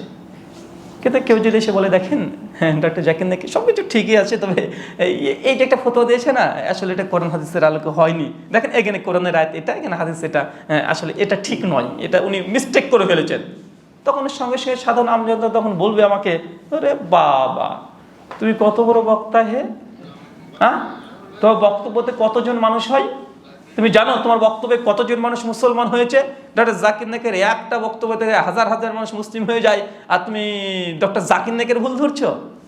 এই যে এটা হচ্ছে ব্যক্তি বিশেষ সফলতাকে সামনে রেখে মানুষ তাকে কখনো ভুলের উদ্ধার মনে করে না, মানে তিনি বলেছেন মানে এটা ঠিক, আর দরকার নেই কোন বড় আলেম কি বললো, কোরআনে কি আছে, হাদিসে কি আছে, সালাফরা কি বুঝেছে, আমার দরকার নেই। অমুক বক্তা এই কথাটা বলেছে মানে ওনার বক্তব্য কোটি কোটি মানুষ শোনে। তুমি জানো ফেসবুকে 23 মিলিয়ন তার ফলোয়ার আছে, তোমার কথা আছে? মানে এখন বর্তমান মানুষ তো এগুলো প্রশ্ন করছে না, ভাই আরে ওর কত ভিউজ দেখেছেন, আরে একবার যদি একটা পোস্ট করে দেয়, ভিডিও দিয়ে দেয়, রাতারাতি 3 মিলিয়ন 4 মিলিয়ন ভিউ হয়ে যায়, তোমার ভিডিও তো 3 জনও হয় না, আর তুমি ওনার ভুল ধরতে এসেছো।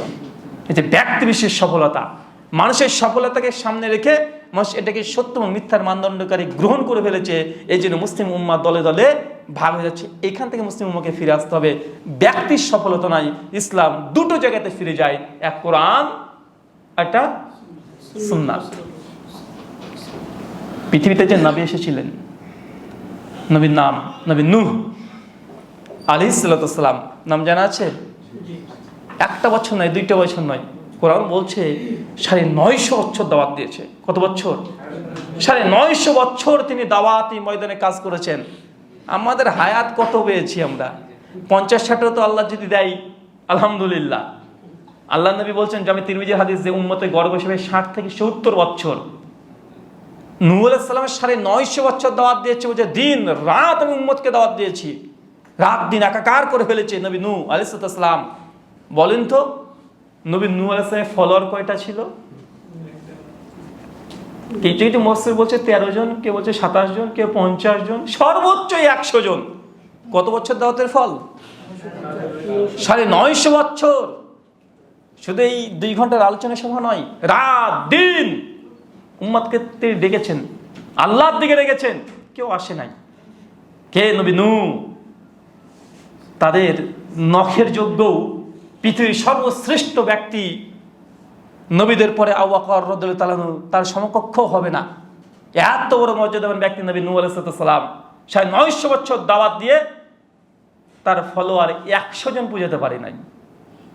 তার বক্তব্য শোনার জন্য মানুষ ভিড়ও করতো না। এখন আপনি যদি ব্যক্তির সফলতাকে যদি মনে করেন যে হক এবং বাতিলের মানদণ্ড, তবে নূহ আলাইহিস সালামকে কি বাতিল বলবেন মনে করছেন? না। এখান থেকে শিক্ষণীয় বিষয় হচ্ছে এটা, দাওয়াতি কাজ করছেন, আপনার দাওয়াতে কাজ হচ্ছে না, মানুষ গ্রহণ করছেন আপনার দাওয়াত, মানুষকে বুঝিয়ে চলে যান, বারবার আপনাকে রিজেক্ট করে দেয়, শুনতে চায় না, তার মানে এই নয় যে আপনি দায়িত্ব পালন করেনি। দায়িত্ব আপনি পালন করছেন, এটাও দাওয়াত।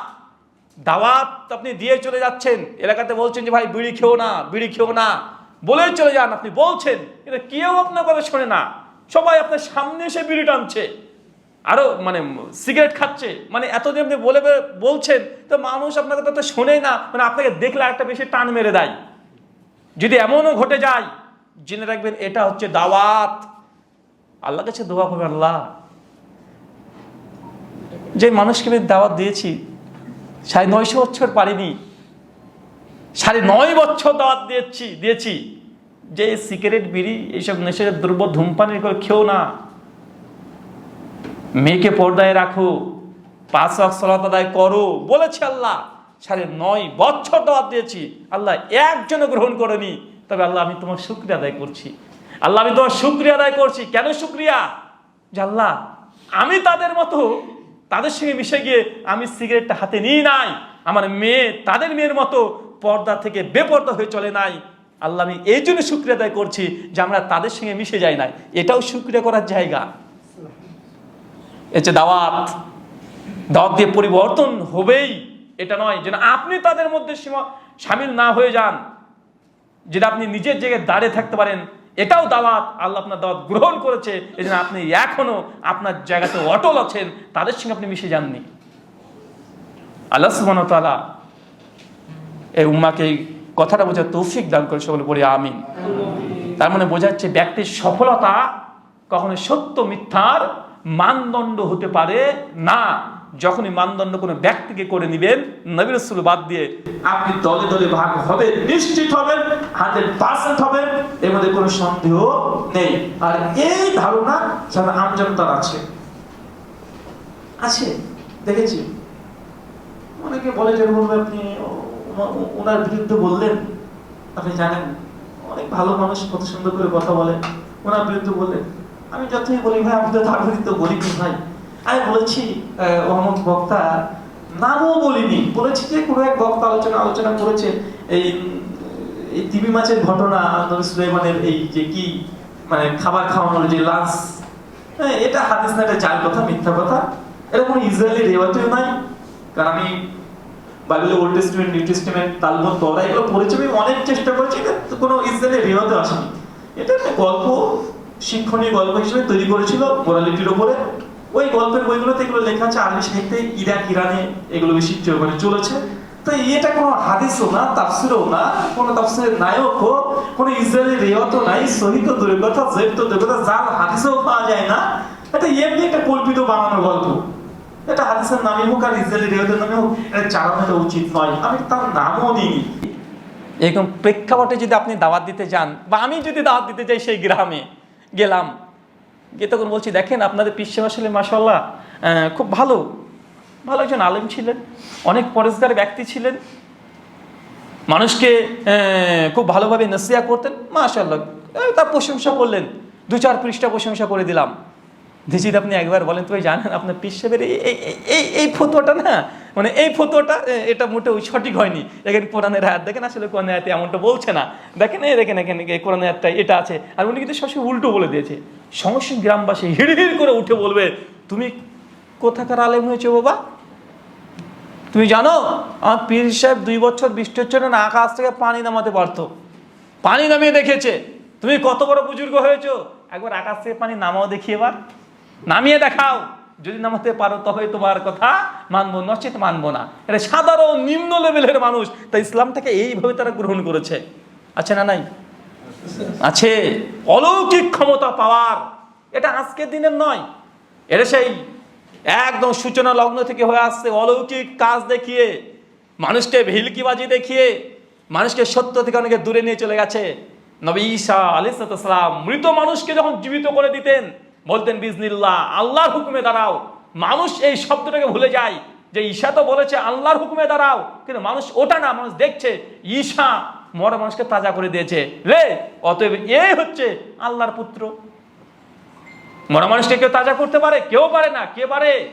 আল্লাহর পুত্রই পারে। অতএব ঈসা হচ্ছে আল্লাহর পুত্র, সন্তান সাব্যস্ত করে ছেড়ে দিল উনি। অলৌকিক কর্ম, অলৌকিক কাজ, এগুলোকে মানে সত্য মিথ্যার মানদণ্ড মনে করে। তার মানে এটা নয় যে কোনো আলেম অলৌকিক কাজ করতে তার দ্বারা হওয়া সম্ভব নয়, এমনটা নাই। কারামাত এটা হক, অলৌকিক কর্ম এটা প্রমাণিত সত্য কথা হতে পারে। তবে শর্ত এখানে আছে, আমরা ভুলে যাই শর্তটা। ওই যে ইহুদি খ্রিস্টানরা ভুলে গেছে, ওটা ঈসা আলাইহিস সালাম মরা মানুষকে জীবিত করে নাই, বিজনিল্লাহ আল্লাহর হুকুমে দাঁড়াও, আল্লাহ করিয়েছেন তার মাধ্যমে। কিন্তু আমরা এই অংশটুকু ভুলে গেছে, তারা বদভ্রষ্ট হয়ে গেছে, বাহ্যিক দিক থেকে দেখেছে। মনে রাখবেন, কারামাত অলৌকিক কর্ম আল্লাহ ঘটাতে পারেন, আল্লাহ ঘটান। শর্ত নম্বর 1, আপনি যে অলৌকিক কাজটা করছেন এটা আপনার পৈতৃক সম্পত্তি নয়। পীর সাহেব যে অলৌকিক কাজ যদি বলে যে আমি অলৌকিক কর্ম করতে পারি, মনে করবেন কারামত এটা কারো পৈতৃক সম্পত্তি না। যখন ইচ্ছে তখনই সে ব্যবহার করবে, এই ক্ষমতা আল্লাহ কাউকে দেয় না কারামতের। কয়েকটা প্রমাণ আপনি নিজেই জানেন, এই ঘটনা বারবার শুনেছেন, শিক্ষা নেন নাই। নবী মূসা আলাইহিস সালামকে আল্লাহ বলছে, যাও মূসা যাও, ফেরাউনের কাছে যাও, দাওয়াত দাও। মূসা আলাইহিস সালাম, বাবা ফেরাউন, আল্লাহ যে তোমার ভাই হারুনকেও পাঠাতে। সূরা তোহা 40 থেকে 45 নম্বর আয়াত। আল্লাহ যাও, ঠিক আছে, হারুনকে নিয়ে চলে যাও। মূসা এই ফেরাউন সীমালঙ্ঘন করেছে, যাও তার কাছে গিয়ে দাওয়াত দাও। মূসা সালাম চলে গেছে, গিয়ে দেখছে ফেরাউন একদম এলাকার বড় বড় ভেলকিবাজি যারা করে, যারা জাদুবিদ্যায় পারদর্শী, থেকে নিয়েছে রেখে দিয়েছে, বড় বড় সাপ কি কি সব তৈরি করে। গিয়ে অবাক, আরে সর্বনাশ, কোথায় চলে এলাম। আল্লাহকে বলছে মুসা আলাইহিস সালাম, আল্লাহ এই যে কি সর্বনাশ, কোথায় এসেছি। আল্লাহ বলছে মুসা, হাতে কি তোমার? আল্লাহ, এটা তো লাঠি, আমি সবসময় রাস্তাতে চলাচল করি, রাত্রিবেলাতে প্রয়োজন হয়। একটা ঠোকা মারো, ফেলে দাও, নিচে ফেলে দাও। ফেলে দিয়েছে, সঙ্গে সে বৃহৎ এক সাপের রূপ ধারণ করেছে। যত ভেলকিবাজি ছিল সব ছুটে গিয়ে নবী মুসা আলাইহিস সালামের সাপের কাছে তারা এদিক থেকে ওদিক চলে যায়। এখান থেকে প্রশ্ন হচ্ছে, এটা এই গল্প শোনানোর উদ্দেশ্য নয়। অলৌকিক বা কারামত বা মজেজা এটা কোনো নবীদেরও পৈতৃক সম্পত্তি ছিল না। নবী মুসা আলাইহিস সালাম জানেনই না তার লাঠি সাপ হয়ে যাবে। উনি ফেলে দিয়েছেন, নিজে ভয় পেয়ে গেছে, আরে সাপ, 2-3 হাত পেছনে চলে আসছে। কিন্তু পীর সাহেব যে বলছে যে উনি অলৌকিক ক্ষমতার মালিক, তিনি কারামত করতে পারেন, যখন ইচ্ছা তখনই ব্যবহার করতে পারেন। ভাই, আমাদের সমাজে এরকম আছে না ভাইজান? আমার পীর সাহেব এই করেন, ওই করেন, সেই করেন, মানুষ ওর দিকে ছুটছে, দরবারে হাজার লাখ লাখ কোটি কোটি টাকা চলে যাচ্ছে, মসজিদ তৈরি হয় না, দরবার বিস্তলা তৈরি হয়ে গেছে, দরবারে বা লিফট, কোটি কোটি টাকার তারা চলে যাচ্ছে ওখানে। মনে রাখবেন, কারামত এটা কারো পৈতৃক সম্পত্তি না।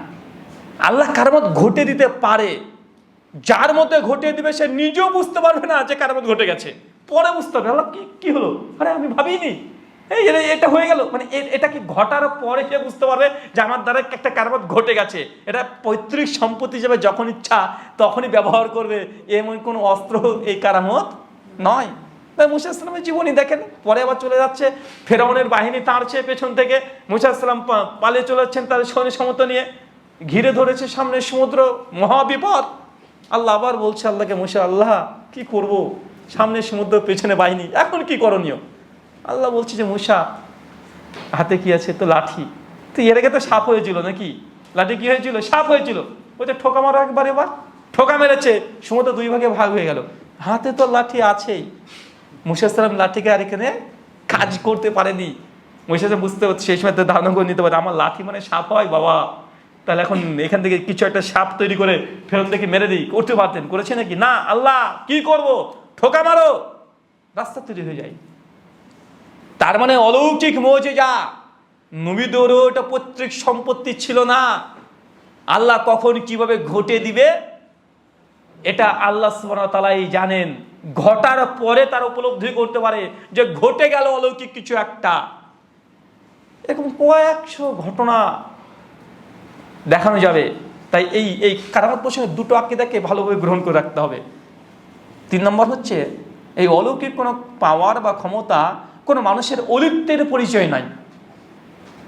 কার মধ্যে দিয়ে অলৌকিক কিছু ঘটে গেছে মানে সে আল্লাহর ওলি, এমন কিছু না। বরং কারামত না থাকলেও একজন ব্যক্তি ওলি হতে পারে। আবু বকর রাদিয়াল্লাহু তাআলা আনহু আল্লাহর ওলি কি ওলি নয়? হ্যাঁ, বলেন কয়টা কারামত দেখিয়েছেন তিনি? আমাদের এলাকার যেসব মানুষ এই অলৌকিক কাজগুলো করে বলছে আমার পীর যেমন তেমন পীর নাকি গো। তো কেমন পীর, একটু গল্প শোনাও। পীরের গল্প শোনাচ্ছে, বলছে আমার পীর সাহেব দীর্ঘ 26 বছর হলো আমাদের মসজিদে নামাজ পড়তে আসে না। তাহলে কি করেন ভাই? যে পীর সাহেব জায়নামাজ যেটা আছে না, জায়নামাজটাকে বিছিয়ে দেয় কিবলার দিকে, আল্লাহু আকবার বলে তাকবীর দেয়, একটু পরে দেখি পীর সাহেবও নাই, জায়নামাজও নাই। কোথায়? মক্কা তখন নামাজ পড়ছে। ভাই এমন ঘটনা চলছে না সমাজে। রাবিয়া বসরি আর হাসান বসরি, দুজনের নাম শুনেছেন না? হাসান বসরি আল্লাহর অনেক বড় ওলি, আর রাবিয়া বসরি তিনি একজন মেয়ে মানুষ, তিনিও আল্লাহর অনেক বড় ওলি। এখন কে কত বড় ওলি, দুজনের অনুসারীরা এত কথা লিখেছে, পাগল হয়ে যাবেন এদের যদি জীবনী যদি পড়েন। তো কয়েকদিন আগে একটা বক্তা বলছে যে রাবিয়া বসরি হাসান বসরির চাইতে অনেক বড় আল্লাহর ওলি ছিলেন, মহিলা সাহাবী। আসলে সাহাবীও না, তাবিও না। রাবিয়া বসরি তাবিনের প্রজন্মের মানুষ। হাসান বসরি 110 হিজরিতে ওফাত গ্রহণ করেন। আল্লাহর নবীর সঙ্গে সরাসরি সাক্ষাৎ, কেউ বলেছে হয়েছে, কেউ বলেছে হয়নি। তারপরে তো আমি সেই বিতর্কে বাদই গেলাম। 110 হিজরিতে হাসান বসরির ওফাত। তো বলছেন যে একদিন হাসান বসরির বাড়িতে রাবিয়া বস্তির কিছু ভক্তরা এসেছে, মানে মুরিদরা এসেছে। দেখি তো কি ইবাদত করে, যে হাসান বসরি এত বড় বুজুর্গ চতুর্দিকে ছড়িয়ে গেছে, এখন ইবাদত দেখার জন্য তার কিছু মুরিদরা এসেছে। তো দেখছে হাসান বসরি যখন সালাত আদায় করছে সারা রাত জায়নামাজে এক পায়ে দাঁড়িয়ে নামাজ পড়ছে। তখন রাবিয়া বসরির মুরিদরা তখন ভাবছে যে ঠিকই, এই জন্য মনে হয় মানুষ তার প্রতি এত ভক্ত বেশি, কারণ আমাদের রাবিয়া বসরি তো দুই পায়ে দাঁড়িয়ে নামাজ পড়ে, সারা রাত পরে ঠিক আছে তবে দুই পায়ে করে, কিন্তু হাসান বসরি এক পায়ে দাঁড়িয়ে। তা গিয়ে তখন বলে গিয়ে তার মুরিদরা গিয়ে রাবিয়া বসরিকে বলছে যে আমরা দেখলাম হাসান বসরিকে উনি সারা রাত এক পায়ে দাঁড়িয়ে তাহাজ্জুদের নামাজ আদায় করছে। তো রাবিয়া বসরি তখন বলছে যে তাই, আচ্ছা ঠিক আছে। উনি করেছেন কি, কিছুদিন পর হাসান বসরির কিছু মুরিদ রাবিয়া বসরি ইবাদত দেখতে গিয়েছে। দেখি তো কি ইবাদত করে, যে আমার হাসান বসরি আমার পীর সাহেবের সঙ্গে টেক্কা দেয় মেয়েটা, কত বড় আল্লাহর ওলি হয়েছে। তো গিয়ে দেখছে যে এই পানি আছে, পানি বাড়িতে পানি রেখে দিয়েছে, পানির ওপরে জায়নামাজ বিছিয়ে দিয়েছে শীতের সময়তে, পানির ওপরে ঠান্ডা কনকনে ঠান্ডা, ওর উপরে জায়নামাজ বিছিয়ে দিয়েছে, ঠান্ডার মধ্যে কনকনে ঠান্ডার মধ্যে নামাজ পড়ছে। তখন হাসান বসরির অনুসারীরা মনে করছে মুরিদরা যে এই জন্যই মনে হয় এই মেয়েটির এত বুজুর্গি চতুর্দিকে ছড়িয়ে পড়েছে, এত বড় আল্লাহর ওলি হতে পেরেছে, যে ঠান্ডার সময়তে এই ঠান্ডা পানির মধ্যে গিয়ে সিজদা মারছে। তো এইভাবে মানে গল্প লিখছে, মানে এই শেষ পয়েন্টটা দারুণ ছিল। একদম হাসান বসরির অনুসারী চলে গেছে রাবিয়া বসরিকে, গিয়ে দেখছে যে রাবিয়া বসরি এবার জায়নামাজটাকে বিছিয়েছে পানির ওপরে না, মানে নরমাল পানি না, একদম পুকুরের মধ্যে। পুকুর বুঝেন না, মানে জায়নামাজটাকে পানির মধ্যে ফেলে দিয়েছে পুকুরের মধ্যে, আর ওইখানে দাঁড়িয়ে নামাজ পড়ছে। শেষ পর্যন্ত গল্পের ইতি টানছে লেখক, যিনি লিখেছেন, কি খেয়ে যে লিখেছে কে জানে। বলছে এরপর রাবিয়া বসরির অনুসারে হাসান বসরিকে দেখতে এসেছে, ও কিভাবে ইবাদত করে। এসে দেখছে যে হাসান বসরি ও জায়নামাজকে পানি নয়, ও সুন্দর করে ভাসিয়ে দিয়েছে আর নামাজ পড়ছে, মানে আলিফ লাইলার মতো। মানে এটা হচ্ছে বুজুর্গি, মানে এটা দিয়ে কে কত বড় বুজুর্গ, কে কত বড় আল্লাহর ওলি, এটাকে আমরা প্রমাণ করতে চাই। এই জন্য দেখবেন গ্রামের সাধারণ মানুষ যারা আছে, আর অধিকাংশ এই ক্যাটাগরির মানুষ, কোরআন হাদিস আমরা অত বুঝি না, আমাদের পীর সাহেব যা বলেছে এটাই ঠিক, এই ক্যাটাগরির মানুষ ইসলামী মুসলিমদের মধ্যে কমপক্ষে 60%-এর ওপরে। আর এই জন্য মানুষ মতভেদে মতানৈক্য করে ফেলছে, দলে দলে ভাগ হয়ে যাচ্ছে। সত্য গ্রহণ কোথা থেকে করবে, মানে সত্য জানা পড়ে বোঝার পরেও মানুষ গ্রহণ করতে চায় না। কেন? এই যে ব্যক্তির অলৌকিক কোনো ক্ষমতা পাওয়ার, এইগুলোকে মানুষ মনে করে যে তাদের সফলতা, এটা হচ্ছে হক এবং বাতিলের মানদণ্ড। আল্লাহ সুবহানাহু ওয়া তাআলা এটা এক ধরনের ফিতনা, এই ফিতনা থেকে মুসলিম উম্মাহকে তুমি হেফাজত করে, সকলে বলি আমিন। সর্বশেষ একটা পয়েন্ট, এগুলো তো সমস্যা বুঝলাম, সমাধান কিভাবে করব, তাই না? এগুলো তো অনৈক্যের কারণ বললাম, এই অনৈক্য থেকে ফিরে আসবো কিভাবে? সিম্পল একটাই, উৎসতে ফিরে যেতে হবে। কোথায়? উৎস, কোরআন সুন্নাহ থেকে চলে যান, দেখেন সমাধান হয়ে যাবে। ওই যে আল্লাহ নবীর যে প্রফেসি, যে ফালাইকুম বিসুন্নতি ওয়া সুন্নাতুল খুলাফায়ে রাশিদিন, আমার সুন্নাতকে আঁকড়ে ধরো, খলিফাদের সুন্নাতকে আঁকড়ে ধরো, এটা একমাত্র সমাধানের পথ। কিন্তু নবী তার আগে একটা কথা বলেছিলেন, আমি দুনিয়া থেকে চলে যাওয়ার পরে ইখতিলাফুন কাসীরা, বড় বড় মতভেদ হবে। সাহাবীদের মধ্যে মতভেদ ছিল না? ছিল। আমরা কি মতভেদ করেছি? নবী নূরের তৈরি না মাটির তৈরি না চিনির তৈরি, এটা নিয়ে সাহাবীদের মধ্যে বড় বড় মতভেদ। নবী যেই দিন মৃত্যুবরণ করে ওই দিনে শুরু হয়ে গেছে মতভেদ। আবু বকর রাদিয়াল্লাহু তাআলা বাইরে ছিলেন না, চতুর্দিকে খবর পৌঁছে গেছে যে আল্লাহ নবী দুনিয়া থেকে চলে গেছে। সাহাবীরা হৃদয়ে রক্তক্ষরণ হচ্ছে যে নবী দুনিয়াতে নেই, মারা গেছে, এটা সহ্য করার মতো ক্ষমতা নাই। মুসলিম ভাই যদি মৃত্যুবরণ করে কোনো কারণে, আমাদের হৃদয় থেকে রক্তক্ষরণ হয়, বাবা মা মারা গেলে আমাদের হৃদয় থেকে রক্তক্ষরণ হয়, মানে হতাশায় আমরা জর্জরিত হয়ে যাই। আল্লাহ নবী দুনিয়া থেকে চলে গেছে, সাহাবীদের ফিলিংস কল্পনা করা যায়?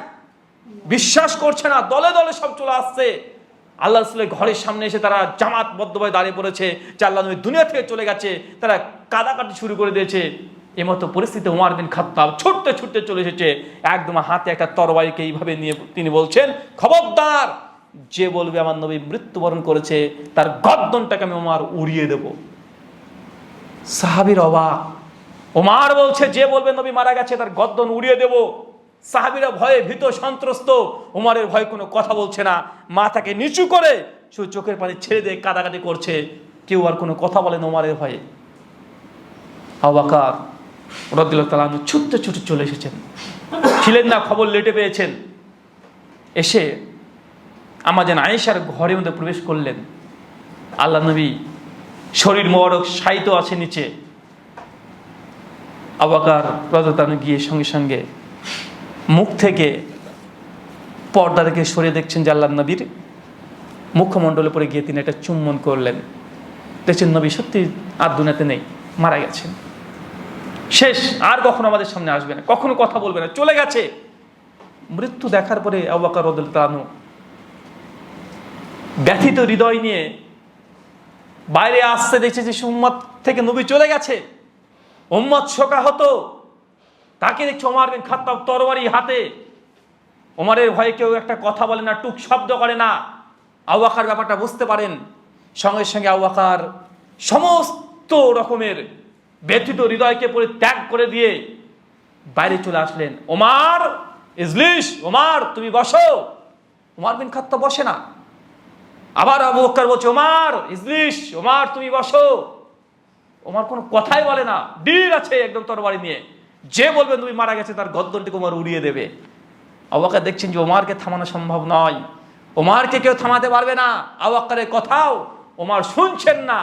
সঙ্গে আবু বকর রাদিয়াল্লাহু তাআলা আনহু সমস্ত কিছু ভুলে গিয়ে এই উম্মতকে কন্ট্রোল করার জন্য, লিড করার জন্য তিনি শক্ত হৃদয় নিয়ে তিনি দাঁড়িয়ে বললেন, তিনি খুতবা শুরু করে দিলেন। হামসানা পরে বলছেন আম্মাবাদ ফামান কানা মিনকুম ইয়াবুদু মুহাম্মাদুন মুহাম্মাদুন কাদ মাত। শুনে রাখো, যারা মুহাম্মদ সাল্লাল্লাহু আলাইহি ওয়াসাল্লামের তোমরা ইবাদত করতে, আজকে আল্লাহর নবী দুনিয়া থেকে চলে গেছে, কাদ মাত, তিনি মারা গেছেন, চলে গেছেন। আর তোমরা যারা আল্লাহর ইবাদত করতে, জেনে রাখো ওয়াল হাইয়ুল কাইয়ুম, তিনি চিরঞ্জীব, চিরস্থায়ী। এই কথা বলার পরেই সঙ্গে সঙ্গে আবু বকর রাদিয়াল্লাহু তাআলা আনহু তিনি কোরআন মাজিদ থেকে সূরা আলে ইমরান সূরা নম্বর 3 আয়াত নম্বর 144 তিনি পাঠ করছেন, ওয়ামা মুহাম্মাদুল ইল্লা রাসূল কদ খলাত মিন কাবলি রাসূল আফাইম্মাতা আও কুতিলা। মুহাম্মদ সাল্লাল্লাহু আলাইহি ওয়াসাল্লাম একজন নবী ছাড়া কিছুই না। জেনে রাখো, আমাদের নবীর পূর্বে অজস্র নবী রাসূল এসেছে, তারা মারাও গিয়েছে। আজকে যে নবী যদি দুনিয়া থেকে চলে যায়, তোমরা কি ধর্ম থেকে বিমুখ হয়ে যাবে? কোরআনের আয়াত আবু বকর রাদিয়াল্লাহু তাআলা সেই দিন নবী যেদিন ইন্তেকাল করছে, ওমর বিন খাত্তাবের সামনে হাজার হাজার সাহাবীর সামনে তিনি পাঠ করছেন। আব্দুল্লাহ ইবনে আব্বাস বলছে, যখনই আবু বকর এই আয়াত পাঠ করছে, সঙ্গে সঙ্গে ঝনমনি একটা আওয়াজ, ঝনমন করে একটা আওয়াজ পড়লো। সে বুখারী হাদিস নাম্বার 1241 এবং 42 কিতাবুল জানাইজে আসছে। ইবনে আব্বাস বলছে, ঝনমনি একটা আওয়াজ চলে আসলো, দেখলাম যে ওমর বিন খাত্তাবের হাতে যে তরবারি ছিল, তরবারিটা ফেলে দিয়েছে, পড়ে গেছে। আর ওমর বিন খাত্তাব সহ যত সাহাবীরা ছিল গুনগুন গুনগুন করে এই কোরআনের আয়াত পাঠ করতে শুরু করে দিয়েছে। ওমরের যে শক্ত পজিশন চূর্ণ বিচূর্ণ করে দিয়েছে। ওমরের দাম্ভিকতা কিসে? কোরআনের আয়াতে। কোরআন বলছে ওমা মুহাম্মাদুল ইল্লা রাসূল, মুহাম্মদ সাল্লাল্লাহু আলাইহি ওয়াসাল্লাম রাসূল ছাড়া কিছু না, পরিষ্কার ভাবে বলছে। আর ওমর বিন খাত্তাব বলছে আল্লাহ নবী মৃত্যুবরণ করতে পারে না, কিন্তু কোরআনই বলছে যে আল্লাহ নবী মৃত্যুবরণ করবে। আগে থেকে কোরআন মাজিদে আয়াত মজুদ আছে। ওমর তখন বলছে, আবু বকর তুমি এমন এক আয়াত আমার সামনে পাঠ করলে, এই আয়াত আমার মাথা থেকে চলে গিয়েছিল, মনে হচ্ছে আয়াত এখনই অবতীর্ণ হলো। আবু বকর সংশয় কথা বলছে। ওমর বিন খাত্তাব নিজের মত পরিবর্তন করে তিনি সেই দিন তিনি স্বীকার করে নেন যে আল্লাহর নবী দুনিয়াতে আর নেই, তিনি চলে গিয়েছেন, বিদায় হয়েছেন। তাই বলেন তো, এই যে মতভেদ, নবী মারা গেছেন কি জানেন, এটা নিয়ে হয়েছিল। সমাধান কোথায় হয়েছে? সমাধান কোথায়? কোরআনুল কারীম সমাধান করে দিয়েছে। উম্মতের মধ্যে মতভেদ হবে, কোথায় সমাধান নিতে হবে? কোরআন থেকে। এই ঘটনা ঘটার পরেই যখন সিদ্ধান্ত হয়ে গেছে যে আল্লাহ নবী দুনিয়া থেকে চলে গেছেন, শেষ হতে না হতে আবার মতভেদ, বৃহৎ মতভেদের আকার ধারণ করছে, একটার পর একটা। সমস্যা পাশ থেকে একজন বলছে এই কবর খনন করো, পাশ থেকে কিছু মানুষ মুহাজির সাহেবরা বলছেন যে না, আল্লাহ নবীর শরীর মোবারক এখানে থাকবে না, আমরা নিয়ে যাব, আমরা মদিনার অমুক জায়গাতে আমরা কবর দেব। যারা মক্কাবাসী তারা বলছে না, ওখানে জন্মগ্রহণ করেছে, আমরা ওখানে নিয়ে যাব। আহলে বায়াত যারা আছে তারা বলছে না, শরীর মোবারক আমাদের কাছে থাকবে। এক একজন এক এক রকমের কথা বলে, কে বলছে মক্কায়, কে বলে মদিনায়, কে যারা আনসার আছে বলছে তারা আমরা নিয়ে যাবো, আহলে বাদ বলছে আমরা দাফন করার জন্য আমরা নিয়ে যাবো। চতুর্দিকে মতভেদ যে আল্লাহ নবীর শরীর মোবারক কোথায় দাফন করা হবে। উম্মত আবার মতভেদের মধ্যে নিমজ্জিত হয়ে গেল। আবু বকর রাদিয়াল্লাহু তাআলা আবার তিনি চলে এসেছেন, এসে হচ্ছে তোমরা এটা নিয়ে মতভেদ যে শরীর মোবারক কোথায় দাফন করা হবে, তোমরা এই হাদিস জানো না যে আল্লাহ নবী তো নিজে বলে গেছেন যে নবীরা যেখানে মৃত্যুবরণ করে সেখানে তাকে দাফন করা হবে। তোমরা নবীর শরীর মোবারক নিয়ে তোমরা এইভাবে মতভেদ করছো। নবী তো বলেছেন যেখানে নবীরা মারা যায় ওখানে তাদেরকে দাফন করতে হয়। সবাই তো বলছে জি হ্যাঁ এই হাদিস তোমরা জানি, নবী তো এই কথা বলেছে। সবাই সাক্ষী দিচ্ছে হ্যাঁ আমরা এই হাদিস জানি যে নবী এই কথা বলেছেন। সংসে সিদ্ধান্ত হলেন যে আম্মা জান আয়েশার হুজরার মধ্যে নবী আলাইহিস সালাম মৃত্যুবরণ করেছে, অতএব এখানে দাফন কাজ কমপ্লিট করতে হবে। লেগে পড়লো সাহাবীরা দাফন করার জন্য, তারা রেডি প্রস্তুত, যখন আমাদেরকে কবরকে খনন করতে হবে। ভাই মতভেদ হয়েছে, সমাধান কোথায়? এবার হাদিসে। প্রথমটা কোথায় হয়েছিল? কোরআনে। দ্বিতীয়টা হচ্ছে হাদিসে। এই জন্য তো আমরা বলি যে আমাদের উৎস হচ্ছে কোরআন এবং হাদিস, মানে ওহি, হয় ওহি মাতলু হতে হবে অথবা ওহি গায়ের মাতলু হতে হবে। দুটো ওহিকে যদি সামনে রাখেন, বড় বড় মতভেদ সাহাবীরা দুটোকে মানদণ্ড রেখে তারা সমাধান করে দিয়েছে, করে ফেলেছে সমাধান। যখনই সিদ্ধান্ত হয়ে গেল যে আমাদের আয়েশার হুজরাতেই দাফন করা হবে, পাশ থেকে আবার সমালোচনা শুরু হয়ে গেল, আবার বিতর্ক, তুমুল বিতর্ক চলতে শুরু করলো। বিতর্ক কঠিন রূপ ধারণ করলো কি নিয়ে?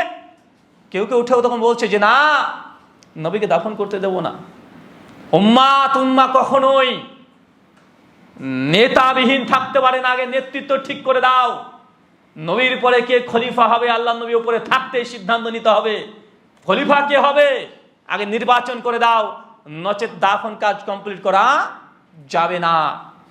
সঙ্গে সঙ্গে তারা বলছে না এ তো ঠিক প্রস্তাব।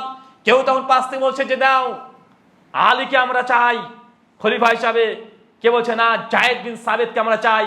মুহাজ্জিরদের মধ্যে কে বলছে না মুহাজ্জিরদের অমুক ব্যক্তিকে খলিফা করে দাও। আনসাররা বলছে একে করে দাও। মানে যার যেমন মন চায় সে প্রার্থীকে ঘোষণা করতে শুরু করেছে যে অমুককে করো তমককে করো। চতুর্দিক থেকে নাম প্রস্তাব হচ্ছে, খলিফা কে হবে? আবু বকর রাদিয়াল্লাহু তাআলা আবারও এসেছেন, আবারও তিনি এসে এই বিতর্কের সমাধান দিয়ে বলছেন আল্লাহ নবী তো এই কথা বলেই গেছে খলিফা নিযুক্ত করা হবে কুরাইশ বংশে, কুরাইশ বংশের ব্যক্তি এই খলিফা হওয়া যোগ্য। সঙ্গে উমর বিন খাত্তাব পাশ থেকে আবু বকরের হাত ধরে বলছে আবু বকরকে আমি খলিফা হিসেবে মেনে নিলাম। সঙ্গে সঙ্গে সবাই যত সাহাবীরা আছে তারা বায়াত নিয়ে নিলেন। মতভেদ দেখেছেন? সেই দিন কয়েক ঘন্টার মধ্যে যদি ইতিহাসগুলো পড়েন, নবীর মৃত্যুর দিন থেকে 3 দিনের মধ্যে কমপক্ষে 17খানা মতভেদ হয়েছিল সাহাবীদের মধ্যে। সবগুলো বলতে গেলে কমপ্লিট একটা লেকচার লাগবে। কমপক্ষে 17খানা সমাধান কোরআন অথবা হাদিস থেকে হয়েছিল সব।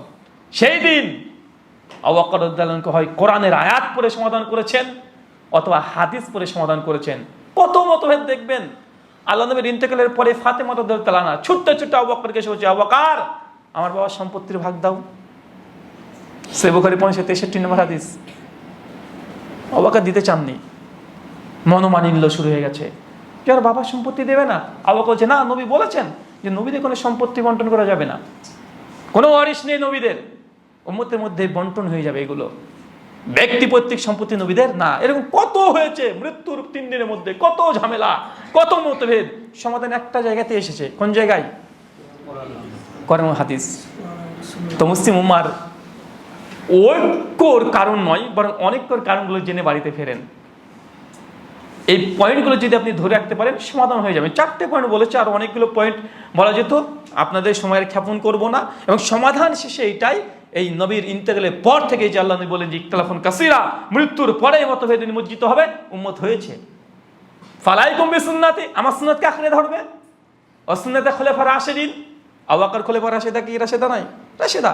তার কথাকে মেনে নিয়েছে উম্মত, কি হয়েছে? সমাধান পেয়ে গেছে সঙ্গে সঙ্গে, বড় কোন আকার ধারণ করেনি, সমাধান ঘটে গেছে। তাই আমাদেরকে ফিরে যেতে হবে। কে কি বললো দেখার দরকার নেই ভাই, এমনটা করছেন কোরআনে আছে কিনা দেখেন, হাদিসে আছে কিনা দেখেন, 4 খলিফা থেকে প্রমাণিত কি প্রমাণিত নয় দেখেন, সমাধান হয়ে যাবে ইনশাআল্লাহ। কিন্তু আপনি যদি পরবর্তী সময়ের মতো যদি এই আঁকা বাঁকা পথ থেকে যদি জমজমের পানি যদি কানাডার মসজিদের সামনে থেকে ফুটপাথ থেকে যদি আপনি ক্রয় করে যদি বলেন না আমি জমজমের পানি খাচ্ছি, ভাই জমজমের পানি না, ওটা আর্সেনিক খাচ্ছেন, কিন্তু মনে করছেন জমজমের পানি। আল্লাহ সুবহানাহু ওয়া তাআলা আমাদেরকে বোঝার তৌফিক দান করো, সকলে পড়ি আমিন। আল্লাহ গোটা বিশ্ব মুসলিম জাতি আজ যে নির্যাতিত, তাদেরকে তুমি হেফাজতে কামেলা দান করো, সকলে বলি আমিন।